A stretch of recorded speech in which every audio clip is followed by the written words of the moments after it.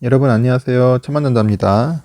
삼성전자를 특급 사랑하는 천만전자, 오늘도 여러분들께 영상 소개하겠습니다. 먼저 영상을 시청하기 전에 아직 구독 및 좋아요 아직 누르지 않으신 분들 꼭 좀 부탁드릴게요.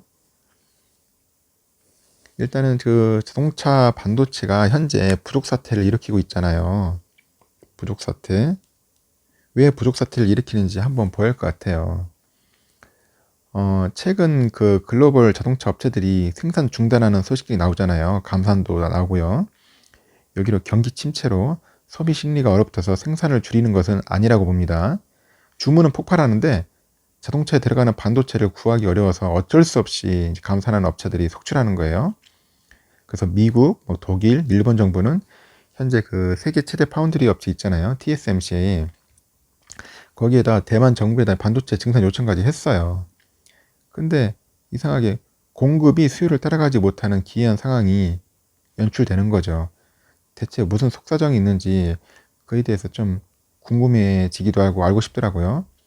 한마디로 얘기하면은 수요 예측 실패라더라고요. 수요 예측 실패. 수요 예측 실패. 우리가 막 작년에 그 신종 코로나 때문에 전 세계가 확산되면서 자동차를 비롯해가지고 각종 내구재 수요가 급감을 했어요. 그래서 이에 따라서 자동차 제조업체들이 그 차량용 반도체 주문을 줄였죠. 그러다 보니까 이제 반도체 회사들도 그 차량용 제품의 생산량을 줄이는 쪽으로 계획을 바꿔버린 거예요. 그러다 보니까 이제 뭐 차량용 반도체 생산 라인도 상당 부분 멈췄고, 대신 이제 스마트폰이나 PC, 게임기 이런 쪽으로 이제 수요가 늘어나니까 이제 비대면 제품군의 반도체 제조에 이제 회사가 막 집중적으로 지원할 수밖에 없지 않습니까? 그러다 보니까 이제 코로나 백신도 초저금리 대출에 힘입어서 2, 3분기에 이제 가파르게 이제 반등이 되는 거죠. 그래서 자동차 주문도 급증하기 시작하고, 그럼 반도체 업체들은 이미 생산 품목을 크게 바꾼 상태잖아요. 그 이들이 이제 단숨에 예전 상태로 돌아가서 자동차용 반도체를 쏟아내는 자체가 이제 불가능한 일이 돼버린 거죠. 그리고 미국이 지난해 그 말에 중국의 파운드리 업체 있잖아요. SMIC요. 그 거래제한 기업 명단에 올렸잖아요. 그러다 보니까 이제 차량용 반도체 품귀 현상이 더 부채질 돼버린 거죠. 그러면 이게 일시적인 수급 불일치라고 보면 될까요? 문제는 그리 간단치 않다고 봅니다. 우선 차량용 반도체 시장이 별로 매력적이지가 않아요. 매력이 그렇게 없답니다. 생각외로. 왜냐하면 이게 부가가치가 낮은, 결국 마진이 작은 사업이랍니다. 반도체 수급 불균형으로 차량용 반도체 가격이 예를 들어서 10에서 20% 오른다 하더라도 이게 수요가 줄면은 가격이 또 급락한다 하더라고요. 또 가격이 급락하는 게 반도체랍니다. 그래서 지금 잠깐 빚 보자고 큰 돈을 들여서 다시 차량용 반도체 생산 라인 확대하는 것은 상당한 모험이랍니다. 모험. 그러다 보니까 기피를 하는 거죠. 그 차량용 반도체에 들어가는 게 대부분 8인치 웨이퍼라는데, 이게 92년도에 이게 등장한 거라더라고요. 92년도. 92년도에 들어가는 거 구식 반도체 제조죠. 구식. 그 제조 장비도 구형이에요. 그러다 보니까 90에서 180 나노미터 때 제조 공정이 여전히 쓰인다고 하더라고요. 근데 현재 대세가 12인치잖아요. 그리고 5에서 20 나노미터를 쓰는 기술이 적용되는데, 그래서 최신 반도체를 만들 수 없는 설비인 거예요. 그 8인치 웨이퍼는 그 반도체 생산량의 12인치의 2분의 1밖에 안 된다고 하더라고요. 그랬다 보니까 반도체 업체들이 그 증설도 꺼리고, 그리고 장비 공급사들도 8인치용 장비 신규 개발이나 공급에는 적극적이 나서질 않는 거죠. 그러면 삼전이나 대만 TSMC가 생산량을 늘리면 되는 것 아닌가, 그런 의구심도 갖고 질의를 하는 사람도 있어요. 근데 안 된다더라고, 아니라고 하더라고요. 차량용 반도체를 만드는 기업은 따로 있다 합니다. 그 TSMC 같은 경우에는 차량용 반도체 매출이 전체의 3%밖에 안 된대요. 그리고 삼성전자는 차량용 반도체를 거의 만들지 않는다고 합니다. 그 차량용 반도체는 그 전 세계 반도체 시장의 10분의 1밖에 안 돼요. 그 19년도 그 네덜란드 NXP하고 독일 인피니언 있죠. NXP 독일 인피니언. 그리고 점유율이 각각 보시는 것처럼 20이라고 19% 높고요. 그 다음에 일본, 미국 그렇게 내려갑니다. 스위스까지. 이런 식으로 지금 생산업체들이 구성되어 있어요. 그러면 반도체 빼면 자동차 만들 수 있냐?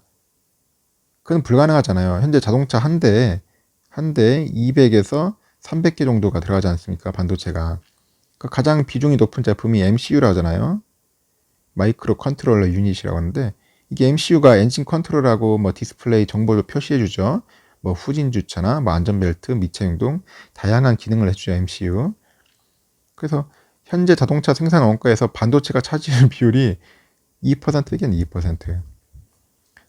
그래서 뭐 어느 교수님이 그런 말을 하셨어요. 앞으로 전기차나 자율주행차 생산이 증가함에 따라 반도체 투입량은 더 큰 폭으로 늘어날 것이다. 업계에서도 차량 한 대당 반도체가 한 2,000개 정도 들어갈 것이라고 이전 이야기들을 하긴 했어요.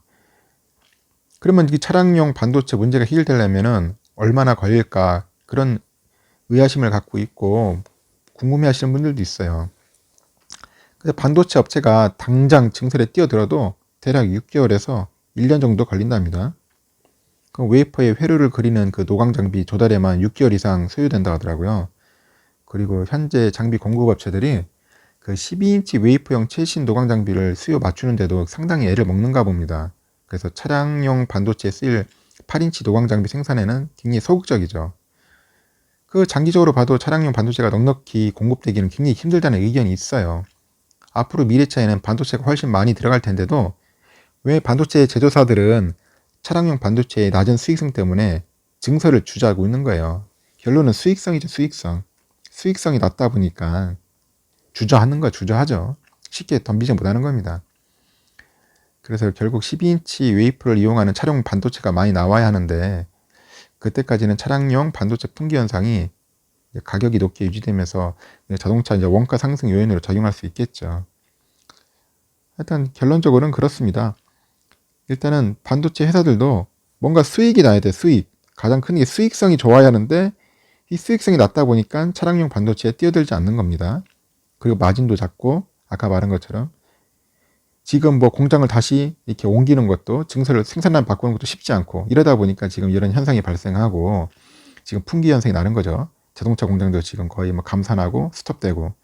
그래서 이렇게 돌아가는 스토리를 여러분들이 알고 있으면 좋을 것 같아요. 그래서 당장 뭐 차량용 반도체 만들었다고 해가지고 무슨 회사가 막 갑자기 뭐 떡상하고 뭐 폭발하고 뭐 그러지는 않을 거예요. 지금 당장은 좀 힘이 들 것 같습니다. 이 현상 내가 볼 때는 한 1년 정도 가지 않겠나 예상을 합니다.